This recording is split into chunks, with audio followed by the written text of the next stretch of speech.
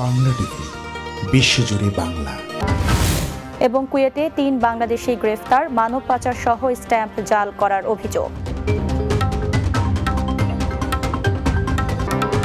মানব পাচারের সাথে জড়িত থাকার অভিযোগে ২ জন এবং সরকারি ইলেকট্রনিক পেমেন্ট সিস্টেম স্ট্যাম্প জাল করার অভিযোগে আরও ১ জন সহ ৩ বাংলাদেশিকে গ্রেফতার করেছে কুয়েত প্রশাসন।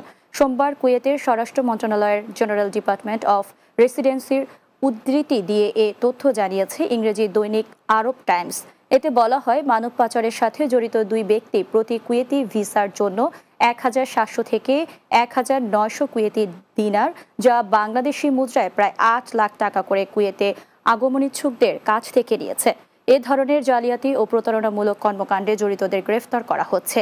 এটি কুয়েতে দুর্নীতি ও অনিয়মের বিরুদ্ধে লড়াই করার চলমান প্রচেষ্টার একটি অংশ। অন্যদিকে গোপন সূত্র থেকে প্রাপ্ত একটি নির্ভরযোগ্য তথ্যের ভিত্তিতে সরকারি ইলেকট্রনিক পেমেন্ট স্ট্যাম্পের সিস্টেমের জন্য স্ট্যাম্প জাল করার সাথে জড়িত থাকার বিষয়টি প্রকাশ পাওয়ার পর তৃতীয় ব্যক্তিকে গ্রেফতার করা হয়।